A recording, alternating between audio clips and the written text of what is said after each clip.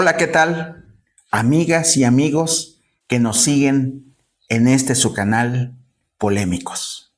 Soy Xicoténcatl Delgado Santiago y estoy aquí para llevar a cabo esta segunda parte del análisis que iniciamos la semana pasada respecto de un autor que hoy día es fundamental, es contemporáneo y está produciendo libros magníficos y extraordinarios que cuando los leemos nos dejan pensando por mucho tiempo. Se trata de Yuval Noah Harari, un historiador, doctor en historia de origen israelí, con este importante libro de Animales a Dioses, cuyo título está perfectamente justificado en cada uno de los aspectos que él aborda. Hoy, después de la primera parte, prácticamente fue la mitad del libro, de un libro de casi 500 páginas, la segunda parte abordaremos todo lo que tiene que ver con la revolución científica. El planteamiento que hace un historiador con un espíritu muy agudo, muy crítico, de mucha reflexión, nos plantea cómo esta revolución científica que tuvo previamente la revolución cognitiva, la revolución de la agricultura, aspectos muy importantes que hicieron que la humanidad diera saltos gigantescos. Por supuesto, en el tiempo fueron de una gran dimensión de tiempo porque estamos contabilizando millones de años desde la aparición de Homo sapiens sobre la faz de la Tierra y la manera en que Homo sapiens desplazó a los neandertales, por ejemplo, y a otras especies con las que convivió por millones de años. Sin embargo, en los últimos 12,000 años, Homo sapiens se ha convertido en el amo y señor del planeta Tierra. Sobre todo después de los últimos 7,000 años, cuando vinieron estas revoluciones que acabo de mencionar, sobre todo la revolución cognitiva. Sin embargo, cuando apareció la revolución científica, plantea nuestro autor, Yuval Noah, que no se trata de una revolución del conocimiento. Él nos sitúa en, digamos, la segunda parte 4 del libro, nos sitúa hace 1500 años. ¿Cuál era el contexto de nuestro planeta, de la humanidad hace 1500 años? Simplemente no existían los elementos, el contexto que hoy nosotros podemos visualizar. La producción, por ejemplo, mundial era de 250,000 millones de dólares de todos los países de ese tiempo. Hoy supera los 60 billones de dólares la producción de todo el mundo a nivel general. En ese año, el espacio solamente era ocupado por las aves. Y en 1969, el hombre, la humanidad, logró lo impensable que solo existía en una novela de Julio Verne, De la Tierra a la Luna. Y por fin, una planta de un ser humano pisó la superficie de la Tierra, 1969. Sin embargo, el acontecimiento que le dio un jalón a la historia fue que en julio de 1945 se detonó en Nuevo México la primera bomba nuclear. Con la conducción, la coordinación del científico estadounidense Oppenheimer, pues de la cual ya hay una película muy reciente de hace escasamente 2 años, muy bien trabajada, pero que sobre todo tuvo un significado enorme porque culminó en ese mismo año con una guerra mundial que ya había durado poco más de 5 años o poco menos de 6 años. Así que ahí es donde vino este jalón enorme en la historia y nos condujo a una nueva etapa en toda la humanidad. Este programa, de acuerdo con el propio lineamiento de nuestro autor, de Animales a Dioses, nos plantea el análisis de la alianza entre la ciencia, los poderes imperiales o los imperios europeos y la economía del capitalismo. ¿Cómo se dio todo este análisis? Bueno, en 1687, un científico conocido por todas y todos, llamado Isaac Newton, publicó los principios matemáticos de la filosofía natural. Uno de los libros más importantes de los últimos siglos, porque puso justamente sobre la tela de la reflexión y del conocimiento a las matemáticas. Porque él hizo cálculos de los movimientos de los cuerpos celestes del espacio y con ello le abrió el campo a las matemáticas, ya que anteriormente el conocimiento estaba centrado en otras áreas, como la gramática, como la lógica y como la retórica. Entonces, cuando vino este acontecimiento, obviamente se desató un alud de nuevos conocimientos. ¿Cómo? ¿De qué forma? Imaginemos en este caso cómo las matemáticas impulsaron nuevas máquinas, nuevos inventos que le dieron un jalón a la historia y entonces eso provocó lo que conocemos como la revolución industrial en el marco de la revolución científica. Entonces, bueno, todo esto hizo que de pronto mucho de ese conocimiento que se iba dando, que se iba generando, se convirtiera en elementos para que las guerras tuvieran más eficiencia y que los ejércitos que las empleaban pues pudieran vencer con más facilidad a sus enemigos. Aquí es donde nosotros podemos reafirmar: el mundo cambió drásticamente y nuestro autor nos hace este planteamiento porque imagínense, desde hace muchísimo tiempo, yo creo que desde que la humanidad tomó conciencia de su papel, el hombre y la mujer siempre han tenido un sueño, un viejo sueño, el de la eterna juventud.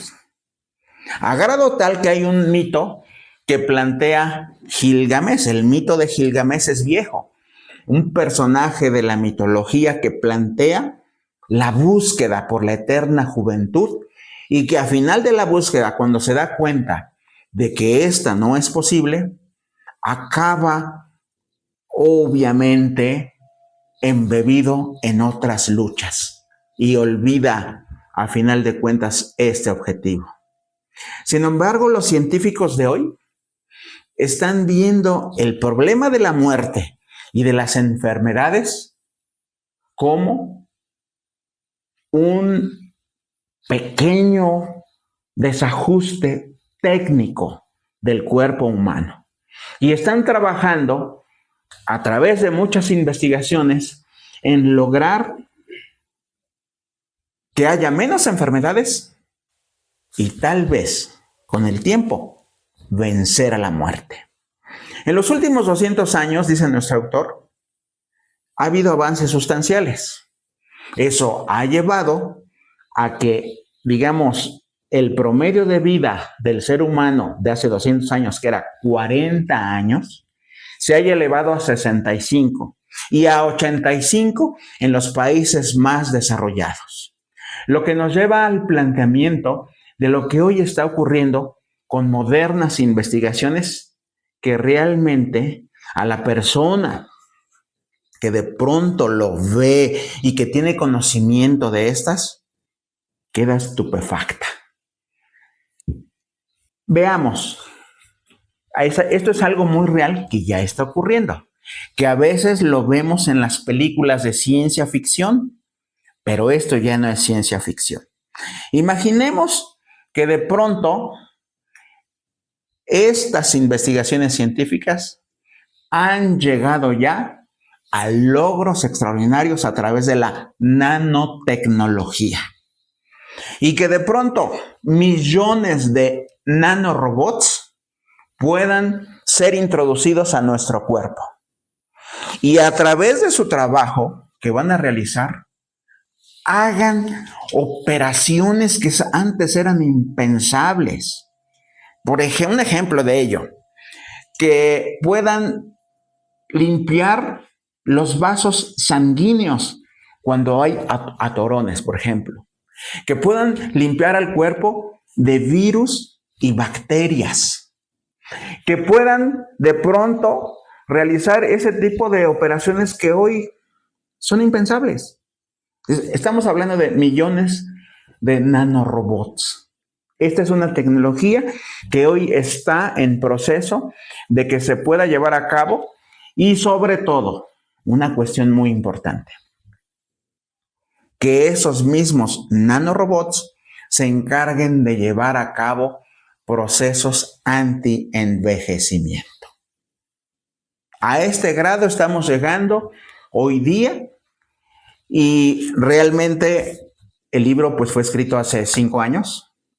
Hasta ahora no sé qué avances ha tenido. Tendríamos que investigar toda esta nanotecnología que sin embargo hoy día, como nos damos cuenta, la totalidad del conocimiento humano se va duplicando en cada vez menos tiempo. En el siglo XX era cada 50 años que se duplicaba. Estoy hablando de la totalidad del conocimiento humano de todos los países del mundo. Ahora ese conocimiento, al menos hasta hace 10 años, se duplicaba cada año. Pero cada año que transcurre, ese proceso se reduce cada vez más y más y más. El avance es magnífico y extraordinario. Y vean ustedes, hay un cálculo serio de que para el año 2050 conoceremos ya a los primeros seres humanos amortales, no inmortales. Porque una persona inmortal es una que no puede morir, ni porque le metan una bala. Amortal es alguien que va a tener una larga vida. Y a final de cuentas hay investigaciones que han prometido y han sustentado que el cuerpo humano está diseñado para vivir 150 años, amortales.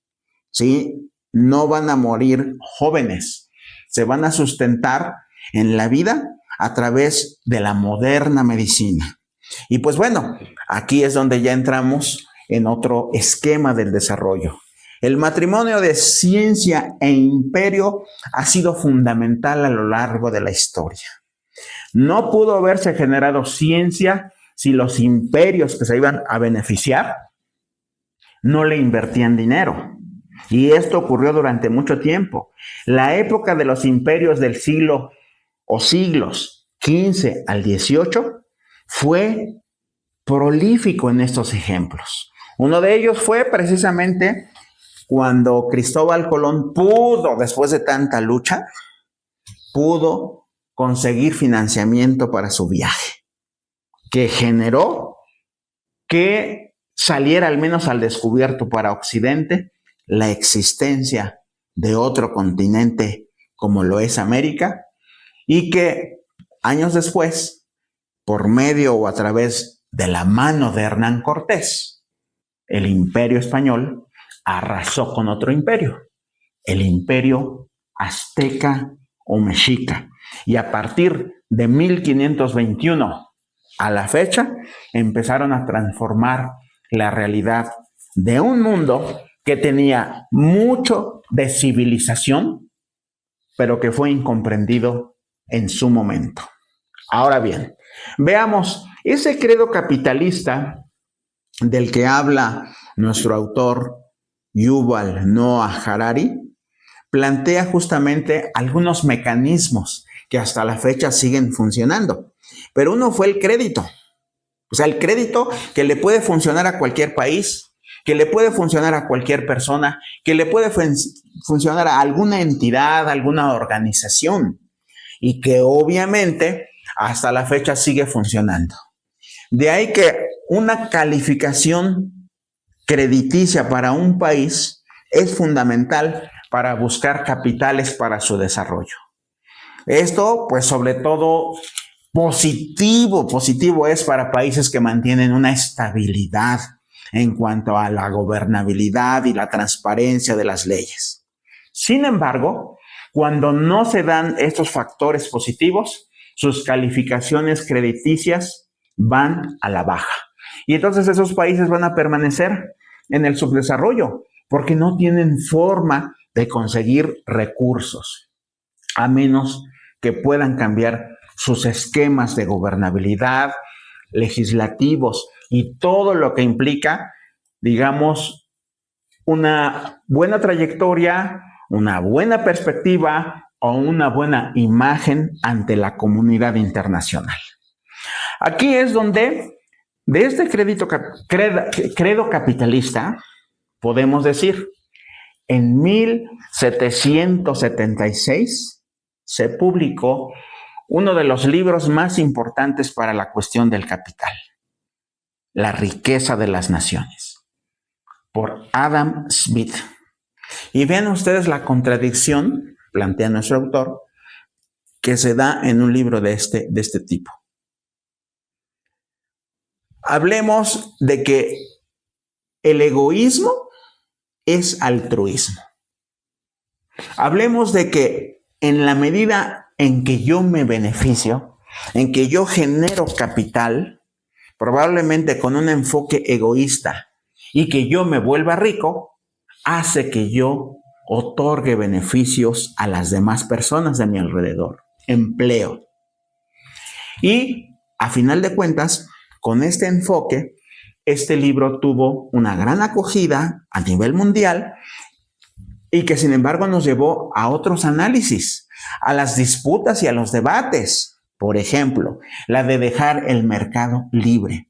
La famosa frase esta que planteaban los liberales desde el enfoque económico de laissez-faire, laissez-passer, una frase en francés que solo significa dejar hacer, dejar pasar, significaba que los gobiernos dejaran a las libres fuerzas del mercado la colocación de la riqueza en las naciones. En algunos momentos de la historia lo hicieron y tuvieron que pagar un alto precio. Porque un ejemplo de dejar a los mercados libres y que llegaron a los extremos de la ignominia fue que con eso se generó la esclavitud. Porque por encima de las cuestiones de la producción a gran escala, tenía que estar incluso pasar por alto la dignidad humana. Y entonces todos los que hemos estudiado historia nos hemos dado cuenta de ese lapso que es para el olvido en la historia de la humanidad, porque por siglos existió como un negocio la venta de las personas esclavas de un país a otro, incluso de un continente a otro, porque regularmente los traían de África. Y era prácticamente un negocio realmente oscuro, pero que generaba mucho dinero. Bueno, aquí en las ruedas de la industria, nosotros lo que tenemos que hacer es precisamente ver los rasgos positivos. Sí hay rasgos positivos en esto. Por ejemplo, la esperanza de vida que se ha incrementado, la baja en el índice de la mortalidad, la terminación de las grandes hambrunas y, bueno, mejores elementos para una mejor medicina. Aquí nosotros tenemos que ser capaces de visualizar qué ha pasado. ¿Qué ha pasado con este capitalismo que a veces ha llegado prácticamente a límites? Vean ustedes, lo que pudiéramos denominar como un doble triunfo del capitalismo es que resulta que de tanta producción llegaron a un problema. ¿Cuál? ¿Quién iba a comprar todo lo que se producía? Porque se estaba produciendo de más. Es decir, Había más oferta que demanda. Y encontraron la solución: convencer a los compradores de que consumieran y consumieran y consumieran, y eso llevó al consumismo. Y eso llevó a problemas sociales que antes no se veían: la obesidad. Sin embargo, el capital volvió a encontrar la solución, que fue ofrecer alimentos a gran escala, pero acompañado también con dietas y otro negocio. Es decir, el capitalismo no va a perder jamás, ¿verdad? Nunca va a perder, y aquí es donde entramos a esa dinámica extraordinaria que nos ha llevado a problemas muy graves hoy día en el planeta, como el calentamiento global, la enorme contaminación que estamos viviendo y de la que somos todos contribuyentes, porque no nos salvamos. Nosotros generamos mínimo 1 kilo de basura por día, cada ser humano. Nada más pensemos en los millones de habitantes que somos, más de 8.500 millones de habitantes sobre el planeta. ¿Cuánta basura generamos? El calentamiento global, el descongelamiento de los hielos, sobre todo los polares, y todo lo que esto significa. Bueno, a final de cuentas, los imperios tuvieron que reconocer en su momento que no iban a poder seguir gobernando igual. Y entonces el Reino Unido, Francia y Rusia se retiraron por voluntad propia de los países que ocupaban. Bueno, el último intento de querer crear un imperio es Rusia, que hace escasamente 3 años invadió a Ucrania y que, bueno, sigue ese intento de convertirse nuevamente en el imperio que fue hace muchos años. ¿Qué solución plantea nuestro autor cuando dice en uno de los capítulos: y vivieron felices para siempre? Ya para finalizar nuestro programa, pues resulta que en esta situación, en todo este contexto, en todo este análisis, hay que pensar: hemos avanzado tanto, hemos crecido, hemos superado adversidades, estamos en una época moderna totalmente. La pregunta es, para la humanidad, ¿somos realmente felices? ¿O somos más felices que Homo sapiens de hace 5,000 años? ¿De verdad nos puede hacer más felices ganar la lotería que tener un placer inmediato? Hay investigaciones muy serias que dicen que la verdadera felicidad se basa sobre todo en las sensaciones placenteras que podemos experimentar. Y entonces esos placeres están sobre todo concentrados en la oxitocina, en la dopamina, que son cuestiones más internas. Y entonces aquí es donde llegamos a algunas conclusiones.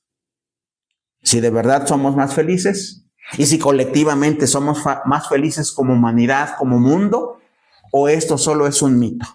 Y nos gusta, de pronto, mentirnos a nosotros mismos para sentirnos mejores seres humanos. El autor llega a un extremo cuando dice: hay ocasiones en que ver la vida como la vemos no tiene ni sentido. Hoy podría explotar el planeta Tierra y el universo seguiría avanzando. Sí, yo sé que es un extremo. Sin embargo, es como para reflexionar. ¿Qué está pasando? ¿Qué estamos haciendo? ¿Hacia dónde estamos caminando? Porque la naturaleza humana, que es de mucha curiosidad, que es de mucha polémica dentro de esa misma curiosidad, significa que estemos avanzando sobre cuestiones que tal vez van a romper con los enfoques que nos ha dado una naturaleza. Hemos roto ya, por ejemplo, los procesos naturales de la genética. Ahora queremos crear vida diseñada específicamente para que supuestamente sea mejorada, como si la naturaleza estuviera defectuosa o nos hubiera hecho nacer con defectos. Yo sé que sí hay ocasiones. Sin embargo, eso no significa que no reconozcamos que el 99% de las personas nacemos, sino con una perfección, nacemos sanos, fuertes y con buenos diseños.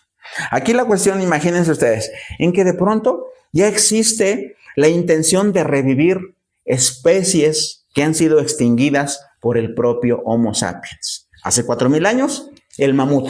Bueno, pues ahora querer revivir a los mamuts se ha convertido en un objetivo. Pero dejen eso, querer revivir a un neandertal para analizarlo y hacer comparaciones con Homo sapiens, no sé hasta dónde realmente pueda producir algo positivo. Y cosas que de pronto el propio autor plantea que nos hacen pensar, nos dejan pensando.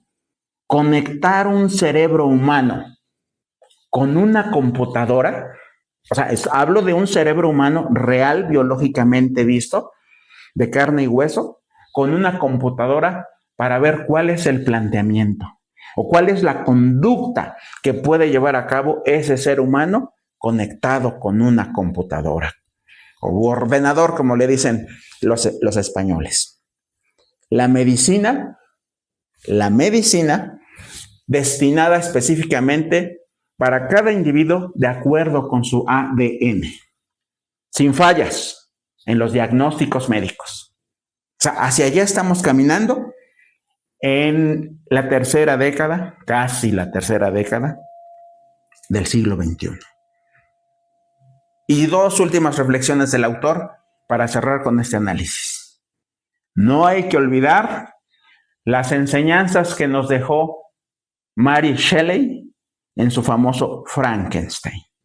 Porque a cada paso que damos en la investigación científica hay que reflexionar sobre Frankenstein y sus resultados tan desastrosos que se dieron y que no significaron realmente un avance. No en la novela y ahora en la vida real no sabemos qué va a pasar hasta que lo descubramos o los científicos descubran qué es lo que verdaderamente van a encontrar. ¿De verdad ciencia? ¿Solo ciencia ficción? No lo sabemos.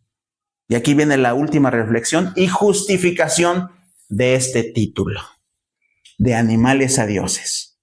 Hemos avanzado tanto. Estamos en un momento culminante de la historia de la humanidad extraordinario, con un desarrollo que hace 100 años era impensable.